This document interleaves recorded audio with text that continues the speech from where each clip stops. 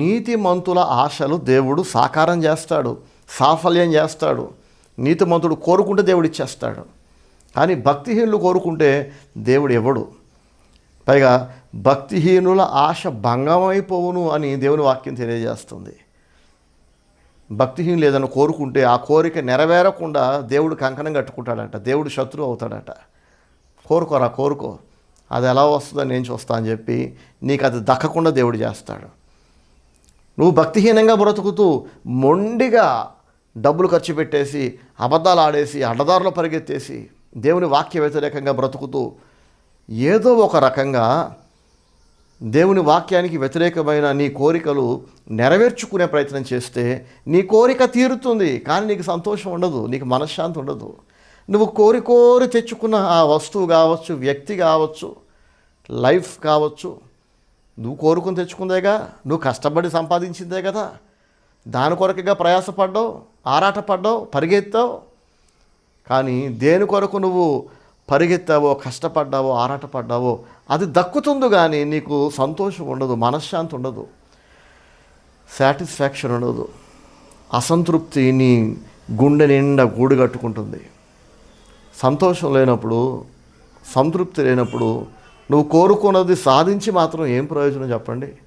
ఏదైనా మనం కోరుకున్నది దక్కిందంటే దానివల్ల మనకు ఆనందం ఉండాలి, ప్రతిరోజు ఆనందించాలి. నువ్వు ఇష్టపడ్డ వ్యక్తిని పెళ్లి చేసుకుంటే చచ్చేదాకా 50 ఏళ్ళో, 70 ఏళ్ళో, 80 ఏళ్ళో, లేదా 100 ఏళ్ళు, 100 సంవత్సరాల తర్వాత కూడా నీ భార్యను బట్టి, నీ భర్తను బట్టి నువ్వు ఆనందించాలి, దేవుణ్ణి స్తుతించాలి.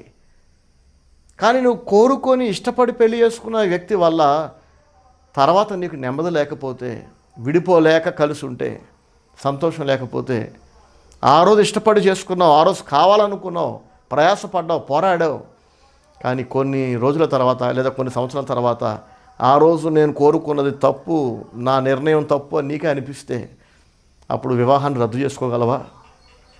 ఈనాడు చూడండి, చాలా వేగంగా పెళ్ళిళ్ళు అయిపోతున్నాయి, చాలా స్పీడ్గా ఒకరికొకరు నచ్చేస్తున్నారు, మనసులు కలిసినాయి అంటున్నారు. చూపులు కలుస్తున్నాయి, మనసులు కలుస్తున్నాయి, పెళ్ళి కాకుండానే శరీరాలు కలిసిపోతున్నాయి, వేగంగా పెళ్ళిళ్ళు అయిపోతున్నాయి. అంతకంటే వేగంగా విడాకులు కూడా అయిపోతున్నాయి. మునుపెన్నడూ లేనంత ఎక్కువ సంఖ్యలో డైవర్స్ కేసులు కోర్టులో మూలుగుతున్నాయి. ఏంటి ఇదంతా? వీళ్ళు ఇష్టపడి చేసుకున్న లవ్ మ్యారేజే కదా, వీళ్ళు కోరుకున్న అబ్బాయే కదా, అమ్మాయే కదా అంటే మన సేవలోనే చాలామంది ఆడపిల్లలు నాతో అంటుంటారు. ఒకప్పుడు చెప్తే వినరు, వద్దమ్మా ఆ అబ్బాయి నీకు కరెక్ట్ కాదు, ఆ ఫ్యామిలీ నీకు కరెక్ట్ కాదు, వద్దు అని అంటే, మీకు తెలియదు అన్నయ్య అతను ఎంత మంచోడో, నేనంటే ప్రాణం అతనికి.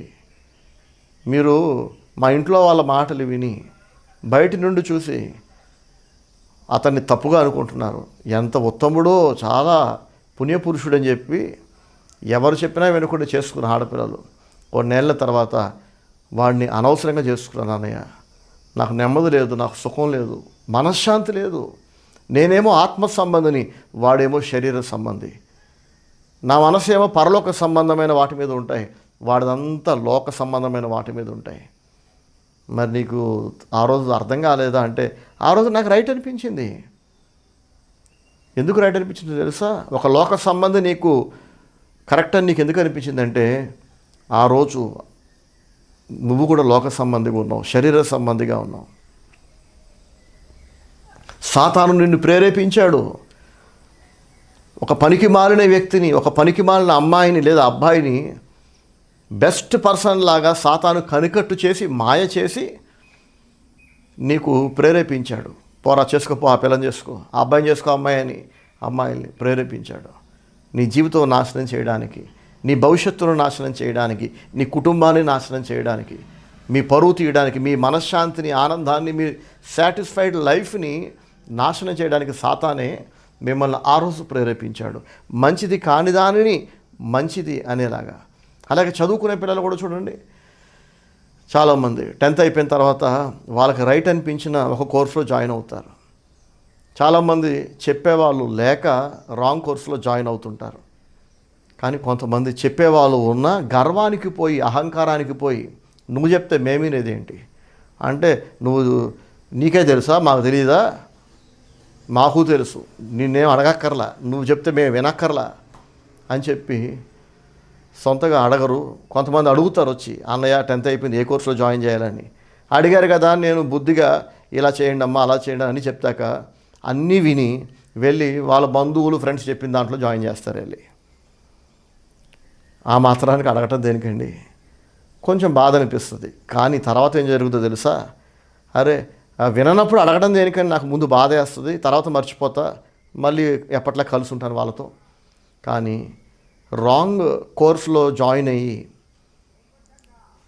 10th అయిపోయిన తర్వాత కంటిన్యూ అయిపోతారు కదా, ఆ తర్వాత వాళ్ళకి అర్థమవుతుంది 2-3 ఏళ్ళ తర్వాత, మేము అనవసరంగా ఈ రాంగ్ కోర్సులో జాయిన్ అయ్యామని.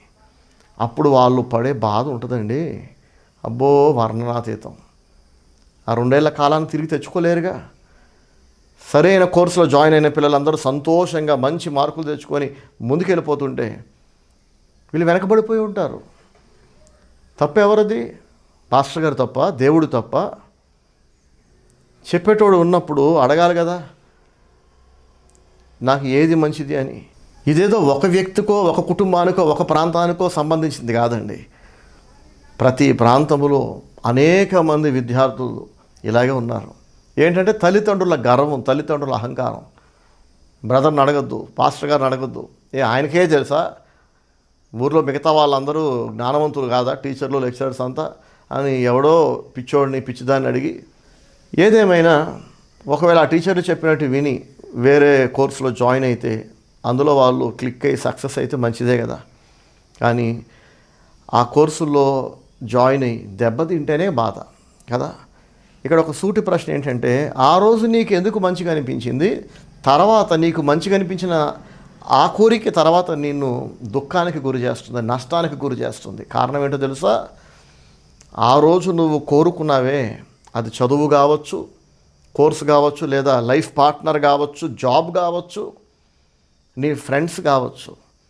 ఆ రోజు నువ్వు కోరుకొని ఇష్టపడి ఆరాటపడిపోయి పరిగెత్తి నీ లైఫ్లో నువ్వు తెచ్చిపెట్టుకున్నావే, అది దేవుని మూలంగా పుట్టిన కోరిక కాదు, అది ఆత్మ సంబంధమైన కోరిక కాదు, నీతిమంతుడి కోరిక కాదు, అది భక్తిహీనమైన కోరిక, లోక సంబంధుల కోరిక, సాతాను ప్రేరేపణ వలన పుట్టిన కోరిక. దేవుని వాక్యం అంటుంది, నీతిమంతుడి కోరికలు దేవుడు తీరుస్తాడంట. నీతిమంతుడు ఆశించింది వానికి దొరుకును. అంత సులభంగా ఎలా దొరుకుతుందంటే దేవుడు తెచ్చి పెడుతున్నాడు. కోరుకున్నాక దేవుడు ఇస్తున్నాడు. తర్వాత కూడా దానివల్ల మళ్ళీ సుఖము, సంతోషము, ఆనందము, గౌరవ మర్యాదలు.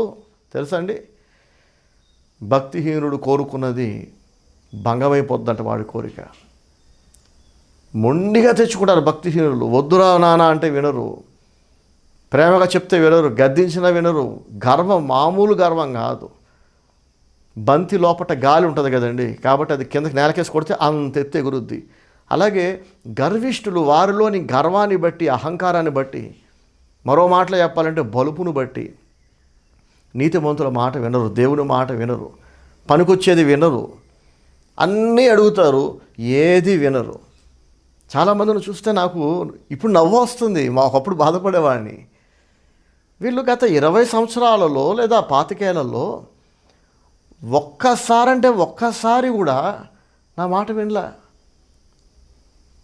పోనీ నన్ను అడగకుండానే బతికారంటే అడుగుతారు. ఎంత బుద్ధిమంతులు అంటే, బ్రదర్ మమ్మల్ని ఏం చేయమంటారు బ్రదర్, అన్న ఏం చేయమంటారు అన్న.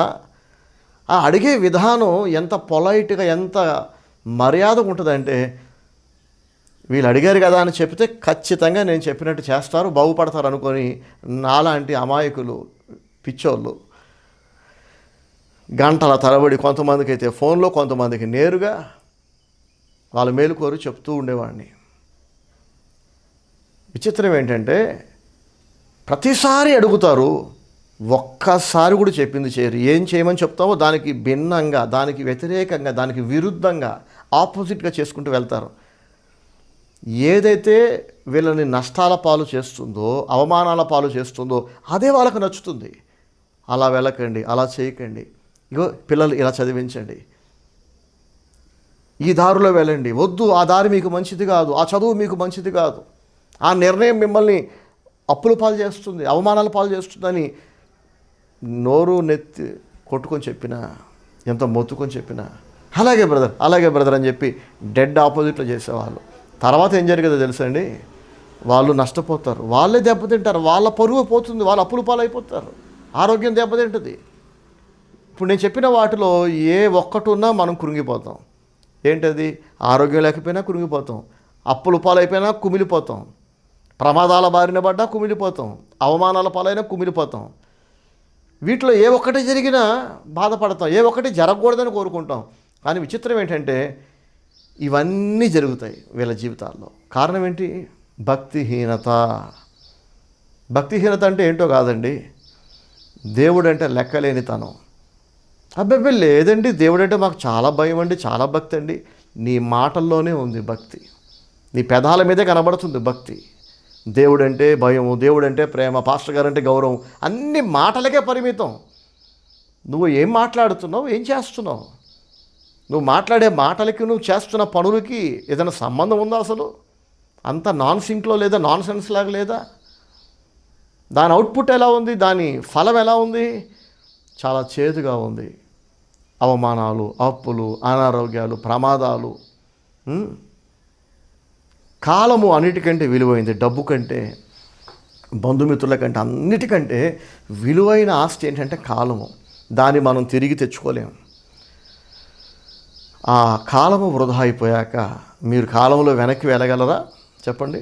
సరే, అప్పుల నుంచి బయటపడతారు, దేవుడు దయదలిచి కనికరించి ఎన్ని తప్పులు చేసినోడైనా ప్రభువాను క్షమించి అంటే ఇంకోసారి కనికరపడి జాలిపడి మునిగిపోతున్న పేతురుని చేపట్టుకుని లేపాడు చూసారా? అలా దేవుడు అందరినీ క్షమించి మళ్ళీ రక్షిస్తాడు, అనేక అవకాశాలు ఇస్తాడు. కానీ వృధా అయిపోయిన మీ 10 ఏళ్ల కాలము, 15 ఏళ్ల కాలం, 20 ఏళ్ల కాలం తిరిగి వస్తుందా మీకు?